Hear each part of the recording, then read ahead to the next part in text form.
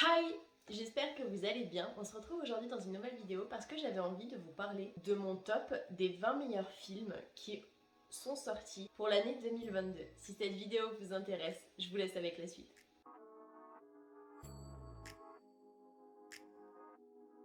Je ne vais pas les classer par ordre de préférence par rapport à leur date de sortie. Je pense que je serais même pas capable de les classer par ordre parce que franchement c'est mes favoris. Donc vu tous les films qui sont sortis cette année, comment vous dire que 20 déjà c'est quand même un bon tri. Le premier film qui est sorti en 2022 que j'ai surkiffé, il s'agit de The King Daughter, qui est sorti le 21 janvier, qui raconte l'histoire d'un roi qui tout simplement ne veut pas mourir et qui, grâce à son scientifique, va découvrir une nouvelle façon de pouvoir continuer à vivre malgré le fait qu'il vieillisse en prenant le cœur d'une sirène. Il est dit apparemment dans certains livres que les cœurs des sirènes pourraient prolonger la vie des humains. Il va donc partir en quête de trouver une sirène et de lui prendre son cœur. Sauf que le problème, c'est que sa fille ne va pas se laisser faire. En fait, elle va sympathiser avec la sirène que son père va réussir à capturer grâce à des pirates. Et suite à ça, sa fille va décider de lui poser un ultimatum. C'est soit il la tue pour pouvoir avoir la sirène, soit il laisse la sirène partir. Je ne vous spoil pas le choix qu'il va faire. Ce film est juste une pépite. Le deuxième film qui est sorti le 9 février, il s'agit de Mort sur le Nil, qui raconte l'histoire d'une des enquêtes du fameux détective Hercule Poirot qui va être embarqué dans une croisière sur le Nil par une jeune femme qui vient juste de se marier. Sauf que le problème avec cette histoire d'amour, même si elle est plutôt belle, c'est que en fait les jeunes mariés, avant d'être ensemble, le jeune marié était avec la meilleure amie de la jeune mariée. Suite à leur mariage, l'ex meilleure amie de la mariée va la persécuter, va la suivre, va tout faire pour lui faire peur, etc. Durant leur croisière de lune de miel, donc sur le bateau, en plus d'y avoir Hercule Poirot, il y aura aussi l'ex meilleure amie de la jeune mariée. Au fur et à mesure du film, on va se rendre compte qu'il va y avoir un meurtre et que justement la jeune mariée va mourir, va être tuée précisément par quelqu'un. Et tout le long du film, ça va raconter l'histoire de comment Hercule Poirot a réussi à résoudre tout simplement cette enquête, précisément ce meurtre. Malgré le fait qu'il va perdre des amis proches, franchement, c'est un film qui est hyper prenant. Le 11 février, il y a le film Marry Me qui raconte une histoire d'un couple interprété par J-Lo et Maluma où ils sont fiancés et ils doivent interpréter sur scène une chanson où ils doivent après se marier. Le problème, c'est que juste avant de rentrer sur scène, elle va se rendre compte qu'il la trompe avec quelqu'un, son entourage travaille tout simplement avec elle. Elle va donc annuler le mariage et va dans la foulée, pour ne pas gâcher cet événement, choisir quelqu'un dans le public avec lequel elle va décider de se marier, qui ne s'y attendait pas du tout et qui en fait c'est juste un hasard, littéralement, qu'elle le choisit lui, parce qu'il tenait une carte, enfin vous verrez dans le film. Mais franchement, ça raconte l'histoire du coup de leur mariage qui va se passer sur scène, de comment ils vont gérer le après, parce que lui c'est juste un prof dans une école, donc comment vous dire que se marier à une pop star comme ça, c'est pas forcément facile. Il va se rendre compte que d'être une chanteuse mondialement connue n'est pas non plus quelque chose de facile, qu'il y a le lot de problèmes qui va avec la notoriété. Et franchement, j'adore ce film. Le 16 février, il y a le film Maison de retraite qui est sorti, qui raconte l'histoire d'un héros principal joué par Kev Adams qui a un petit souci avec les boulots, avec l'autorité et qui va être jugé parce qu'il va faire concrètement de la merde, qui va devoir travailler obligatoirement de force dans une maison de retraite, sachant qu'il a horreur des personnes âgées et qu'il ne supporte pas ça. Habiter aussi là-bas parce qu'il va se faire dégager de chez lui, enfin ça va être un gros bordel. Suite à ça, il va se rendre compte qu'il y a 2-3 petites choses qui ne vont pas forcément dans cette maison de retraite. Il va demander à des amis à lui et avec les personnes âgées de faire 2-3 recherches et il va se rendre compte qu'en fait la maison de retraite arnaque les personnes âgées pour que quand il meurt, tout ce qui appartenait aux personnes âgées, aux retraités qui sont dans la maison de retraite, lui revienne lui précisément. Donc en gros le mec il fait exprès de prendre des gens dans sa maison de retraite qui n'ont personne autour d'eux, aucune famille, rien. pour pouvoir justement faire un contrat qui fait en sorte qu'à la fin, quand il meurt, parce que on va pas se mentir, en général après une maison de retraite, le plus logique c'est qu'on meurt, hein, concrètement c'est pas juste pour faire un séjour et avoir plus de longévité. Donc franchement c'est une grosse arnaque et ça va raconter comment il s'en est rendu compte, comment il s'est attaché aux personnes âgées qui pensaient, enfin qu'il détestait au tout début, mais avec lequel il va s'attacher petit à petit, qui vont lui en faire voir des vertes et des pas mûres, croyez-moi. Le 28 février, il y a le film Adam à travers le temps, qui raconte l'histoire d'un jeune homme, on va dire, qui est marié avec une jeune femme, qui malheureusement un jour va découvrir que sa femme est portée disparue. Il va donc remonter dans le temps pour découvrir ce qui lui est arrivé, essayer de la retrouver, mais malheureusement il va tomber sur un lui qui est plus jeune, sauf que c'est pas vraiment bien d'interagir avec son lui du passé, sauf que le jeune lui va l'aider, et je crois qu'il va aussi y avoir un vieux lui qui va l'aider à retrouver du coup sa femme, et il va se rendre compte que l'organisme pour lequel il travaille n'est pas forcément si bienveillant que ça, et que ça a un lien avec la disparition de sa femme pour qui elle aussi travaillait du coup. Je sais pas si c'est forcément clair, mais quand il y a des voyages temporels comme ça, c'est un petit peu complexe. Le 25 mars, il y a le film Le secret de la cité perdue, qui raconte l'histoire d'une jeune femme qui est écrivaine de livres, si je ne dis pas de bêtises, et qui raconte l'histoire d'un jeune homme qui est considéré comme un prince charmant, qui est joué par Channing Tatum, mais qui croit en fait que ce qui se passe dans les livres que l'écrivaine écrit, c'est la réalité. Donc en fait le mec il croit qu'il sait faire plein de choses alors qu'en fait c'est juste dans ses livres, quoi, dans ce qu'elle écrit. Elle va se faire kidnapper par rapport à un livre qu'elle a écrit justement. Il va donc, celui qui interprète le héros principal dans ses bouquins, va décider d'essayer de la sauver.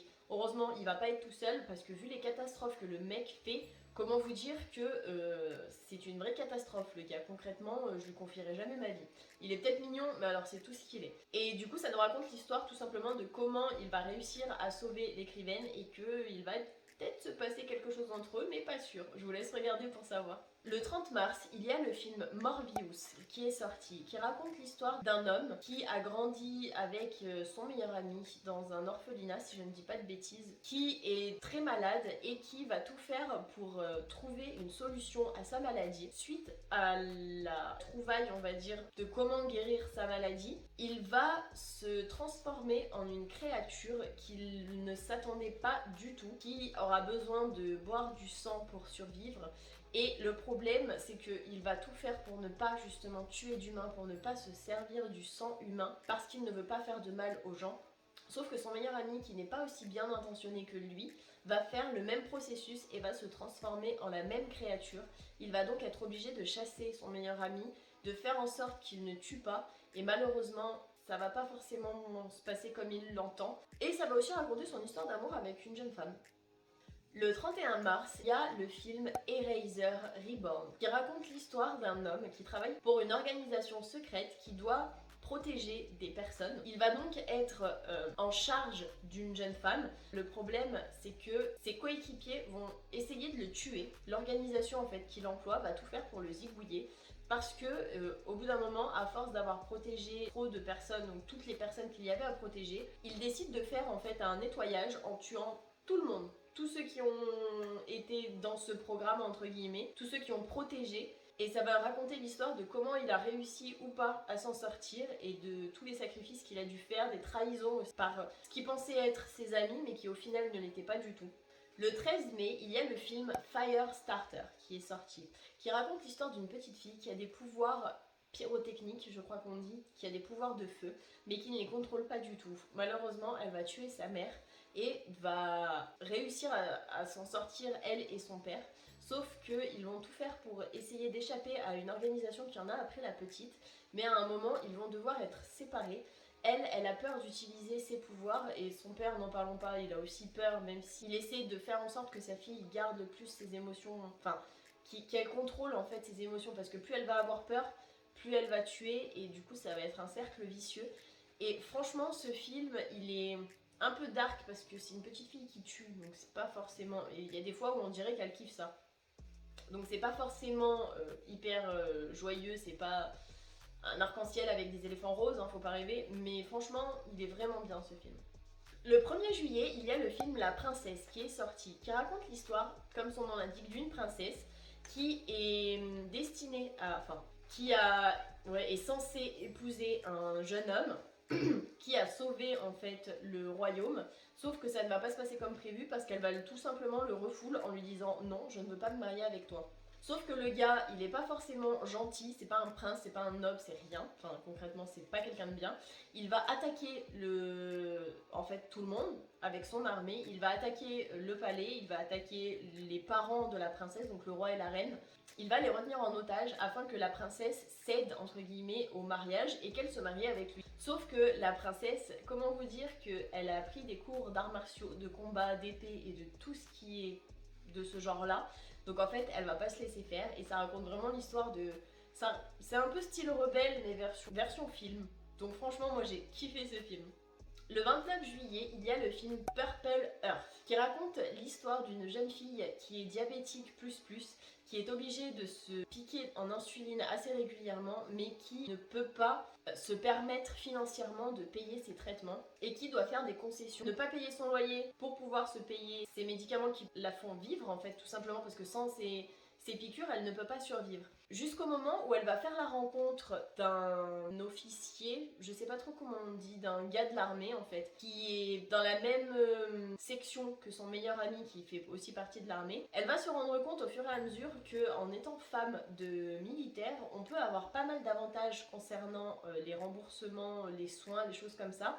Et va demander à son meilleur ami de se marier pour de faux entre guillemets avec elle pour pouvoir avoir le droit de vivre en fait tout simplement, ne pas s'endetter jusqu'à la moelle. Et il va refuser parce qu'il est amoureux de quelqu'un bien évidemment, sauf que il y a son collègue qu'elle va rencontrer et ils vont décider d'un commun accord de se marier parce qu'elle a besoin de lui entre guillemets pour survivre par rapport à ce qu'elle va recevoir en fait d'aide par rapport à sa maladie et lui va décider d'accepter parce que il a des dettes énormes à rembourser et qu'il ne veut pas du tout impliquer sa famille. Il va partir au front, mais avant ils vont se marier, donc ils vont faire un faux mariage, on va dire, enfin un vrai mariage, mais il n'y a pas les sentiments, etc.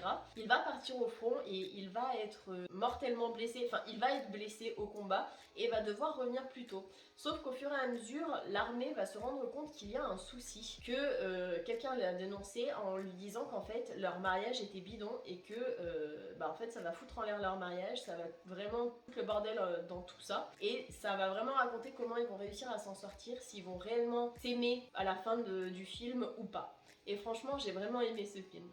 Le 5 septembre, il y a le film Don't Worry Darling, qui raconte l'histoire d'un jeune couple qui ont emménagé dans une nouvelle ville qui s'appelle Victory, où les femmes restent au foyer et les hommes vont tous travailler au même moment, partent au même moment, se lèvent au même moment, et toutes les nanas, toutes les femmes sont obligées de nettoyer la maison, de s'occuper comme elles peuvent, enfin elles font toutes la même chose. Jusqu'au jour où, dans le couple principal, il va y avoir la femme qui va voir quelque chose de bizarre en fait, d'inhabituel en rentrant chez elle et qui va demander au chauffeur de bus de s'arrêter sauf que le chauffeur ne va pas vouloir. Elle va voir un avion en fait qui va se crasher et va demander au chauffeur de bus d'aller là où s'est crashé l'avion sauf que ça fait pas partie de son circuit et qu'ils n'ont pas le droit de sortir en fait d'une espèce de protection, de champ de force, d'un dôme, je sais pas comment on peut appeler ça.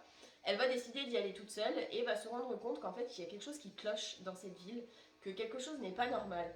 Au fur et à mesure, elle va se rendre compte qu'il y a plein de choses en fait qui clochent, que ce monde n'a pas l'air si réel que ça, que leur mémoire a été trafiquée et qu'il y a un souci. Elle va creuser jusqu'à se rendre compte qu'en fait, je vais pas vous spoiler en vous disant précisément ce que c'est à la fin, mais elle va fouiller et en fait, elle va se rendre compte que elle n'est pas dans un vrai monde tout simplement. Que ce qui se passe c'est pas normal, qu'ils lui font des lavages de cerveau à chaque fois qu'elle se souvient de quelque chose, enfin c'est vraiment pas un endroit bien. Et franchement ce film est juste trop bien. Et surtout je m'attendais vraiment pas à la fin. Le 30 septembre il y a le film Hocus Pocus 2 qui est sorti. Personnellement je n'ai pas regardé le premier épisode de cette saga, mais le deuxième m'a vraiment plu, qui raconte l'histoire de 3 sorcières qui ont été bannies quand elles étaient plus jeunes et qui peuvent revenir à la vie une seule nuit, c'est-à-dire la nuit d'Halloween. Il y a une jeune fille qui se trouve apparemment, sans qu'elle le sache, être une sorcière, qui va faire une incantation pour s'amuser et qui au final va voir les 3 sorcières revenir. Sauf que les 3 sorcières ne veulent plus retourner à leur état de mort, elles veulent rester dans le monde des vivants, quitte à sacrifier des gens, elles en ont rien à cirer. Et au fur et à mesure, on se rend compte qu'elles sont pas si méchantes, elles veulent rester ensemble et qu'en fait les liens qui les unissent toutes les 3 sont plus importants pour elles que de revenir à la vie. Et franchement, ce film, c'est trop bien, que ce soit... Bon, les effets spéciaux encore ça va, les musiques sont plutôt bien, l'histoire en soi est vraiment belle et franchement j'ai adoré ce film. Limite j'ai regretté de ne pas avoir regardé le 1 mais il date d'il y a tellement longtemps que je pense que ça me ferait bizarre.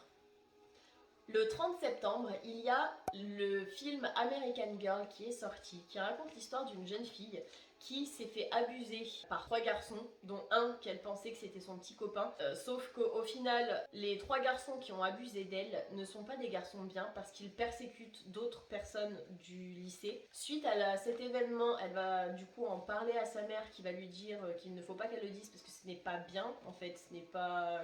En gros, elle pense plus à ce que les gens vont penser plutôt qu'à ce que sa fille a enduré. Enfin bref. Suite à donc le fait qu'elle se soit fait abuser, elle va être au lycée un jour et en fait, il y a un jeune homme qui se faisait aussi harceler et qui va décider de tuer tous ceux qui le harcelaient au lycée, dont les 3 personnes qui ont abusé d'elle. Elle va essayer de rester en vie, mais elle va un petit peu galérer et malheureusement pour elle, elle va sauver un des garçons qui a abusé d'elle, qui va malheureusement se retrouver paralysé et qui va être dans un fauteuil roulant, qui va décider de sortir des livres sur tout le traumatisme que ça lui a apporté, etc.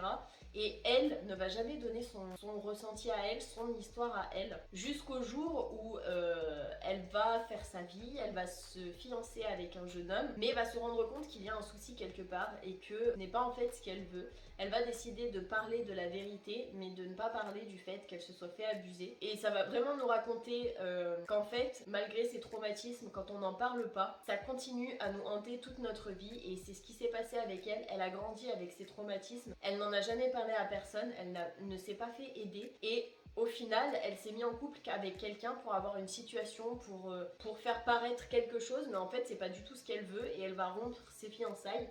Et elle va raconter tout simplement son histoire. Le 5 octobre, il y a le film Ticket to Paradise qui est sorti, qui raconte l'histoire d'un couple qui a eu une fille, qui sont restés ensemble 4 ans et qui au final ont divorcé parce qu'ils se détestaient. Le seul point sur lequel ils arrivent à s'entendre, c'est leur fille. Sauf que après avoir obtenu son diplôme, elle va décider pour les vacances de partir avec sa meilleure amie dans un endroit paradisiaque où elle va faire la rencontre d'un jeune homme qui au final va se retrouver être son fiancé. Ils vont du coup se décider de se marier après quelques mois ensemble. Du coup les parents reçoivent une invitation au mariage avant la fin de l'été, donc comment vous dire qu'ils ont tout fait pour essayer de les séparer. À voir dans le film ou pas si ça va marcher et à voir comment va se passer leur relation. Parce que même s'ils se détestent, moi j'ai senti qu'il y avait quelque chose de plus derrière tout ça. Et franchement, ce film, il est juste trop bien. Alors au début, les parents vont tout faire pour pas qu'ils se marient parce que en fait, ils remettent leur situation à eux en pensant que la fille va faire la même connerie, sauf qu'au final, pas du tout. Et franchement, c'est juste un film trop trop marrant. Le 6 octobre, il y a le film Rosaline qui est sorti. Alors, ça raconte l'histoire de Rosaline, comme son nom l'indique, qui est la petite amie de Roméo et Juliette, qui au final est sa petite amie. Elle a un certain âge et son père va tout faire pour qu'elle se marie, sauf que personne ne sait qu'elle est avec Roméo parce qu'elle fait partie du clan opposé. Et en fait, on va se rendre compte que tout simplement c'est la cousine de Juliette, donc en fait ils ont eu une relation ensemble avant que Roméo ne rencontre Juliette, et en fait on va se rendre compte au fur et à mesure du film que c'est grâce à Rosaline que Roméo a rencontré Juliette, et ça raconte vraiment une autre histoire de ce qui s'est passé réellement. L'histoire de Roméo et Juliette, franchement j'adore moi ce qu'ils en ont fait comme histoire, ça change de d'habitude et franchement c'est juste trop marrant à voir. Le 18 octobre, il y a le film L'école du bien et du mal. Ça raconte l'histoire de 2 meilleures amies qui sont dans un village un petit peu bizarre, qui vont être amenées par une des 2 meilleures amies dans un royaume où il y a 2 écoles différentes. Il y a l'école du bien et l'école du mal. Et en fait, elles vont être toutes les 2 amenées par des oiseaux, mais en fait, elles ne vont pas être amenées dans la bonne école. C'est-à-dire que celle qui pensait être la gentille va se retrouver dans l'école du mal, et celle qui a un caractère fort, qui moi je pensais aller être dans l'école du mal, mal finit dans l'école du bien. Donc comment vous dire que c'est un peu le bordel là-bas-dedans. Suite à ça, elles vont tout faire pour essayer de changer l'une et l'autre de côté parce qu'elles ne sont pas dans le bon côté tout simplement. Sauf qu'on va se rendre compte au fur et à mesure que celle qui est allée dans l'école du mal, elle y est allée pour une bonne raison parce que quelqu'un va se servir d'elle, et je ne dirai pas qui parce que sinon ça spoil tout, pour essayer de tuer tout le monde en fait, tout simplement. Enfin concrètement c'est un psychopathe. Sauf qu'elle ne va pas se laisser faire et elle va décider de changer les règles du jeu en faisant en sorte que l'école du bien les attaque. Parce qu'en fait, à partir du moment où les gens bien attaquent les gens mal alors qu'ils n'ont absolument rien fait, ça va changer la nature même de la personne. Elle va pousser en fait les gens bien, de l'école bien, à faire quelque chose donc de mal sans que l'école du mal ait réellement fait quelque chose de mal. Je sais pas si c'est très clair ce que je dis. Et en fait, les rôles vont être inversés. Donc tous ceux qui étaient à l'école du mal vont devenir des gens bien, et tous ceux qui étaient à l'école du bien vont devenir des gens mal. Et franchement, c'est vraiment trop bien comme histoire, donc j'ai hâte que le deuxième film sorte parce que je suppose, vu la fin du premier, qu'il y en aura un deuxième.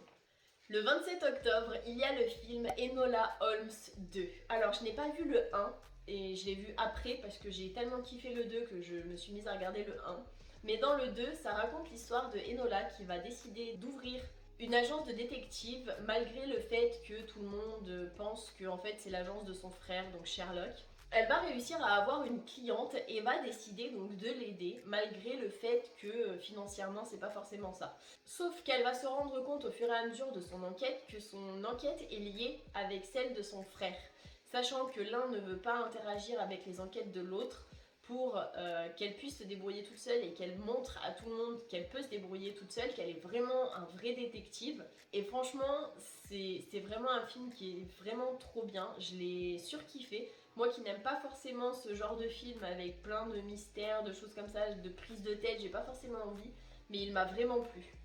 Le 10 novembre, il y a le film Falling for Christmas, donc avec le grand retour de Lindsay Lohan, qui raconte l'histoire donc de Lindsay Lohan qui interprète une jeune héritière, on va dire, riche. Son père est riche, techniquement, qui est en couple avec un influenceur qui concrètement ne sert à rien. Il va partir avec elle dans une espèce de randonnée en montagne et va faire sa demande. Suite à ça, elle va tomber et va se cogner la tête, donc en déboulant la montagne, ne va plus se souvenir de absolument rien de son ancienne vie et va être recueillie dans un petit chalet en fait, tout simplement en montagne, va apprendre en fait à se débrouiller toute seule, à faire son lit, à faire à manger, à faire plein de choses. Elle va aussi s'attacher à la personne qui tient le chalet, qui est un jeune homme qui a déjà une petite fille mais qui n'a plus sa femme qui est décédée et qui a vraiment envie de tenir le chalet pour ne pas qu'il ferme parce que pour lui ça veut vraiment dire quelque chose. C'est quelque chose qui lui tient énormément à cœur. Et au fur et à mesure, son père va enfin réussir à la retrouver, mais ça ne va pas forcément se passer comme prévu. Son nouveau fiancé va aussi la retrouver, même s'il en avait un peu rien à cirer de la retrouver de base, il voulait juste survivre le gars. Et franchement ce film, j'aime pas spécialement les films de Noël parce que je trouve ça gnangnan, mais vu qu'il y a Lindsay Lohan dedans et que l'histoire est plutôt bien, moi j'ai vraiment aimé.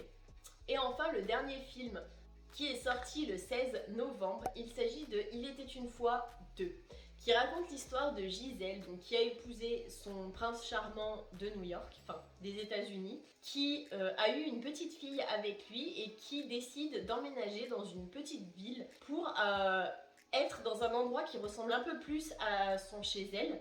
Ils vont atterrir dans une maison, franchement c'est juste le bordel la maison, et vont avoir la surprise de la venue de la marraine et du parrain de sa petite fille qu'elle a eue avec son mari, qui vont offrir une baguette magique à l'enfant, sauf que c'est Gisèle qui va faire le seul et unique vœu pour elle en tout cas, parce que c'est une utilisation par personne, et il faut venir de là où elle vient elle, pour pouvoir l'utiliser. Donc elle va faire un vœu, sauf que ça va pas se passer comme prévu. Elle va vouloir que tout devienne comme son ancien monde, sauf que elle va au fur et à mesure se rendre compte qu'elle est devenue la méchante de l'histoire, et va se rendre compte qu'il y a déjà une méchante dans cette histoire, dans cette ville, et va tout faire pour devenir cette nouvelle méchante. Mais au fur et à mesure, on se rend compte qu'elle n'a pas vraiment envie, au fond d'elle, de devenir une méchante.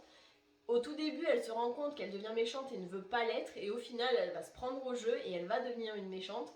J'ai limite préféré le 2 au 1. Et voilà, j'ai fini de vous présenter les 20 meilleurs films pour moi pour l'année 2022.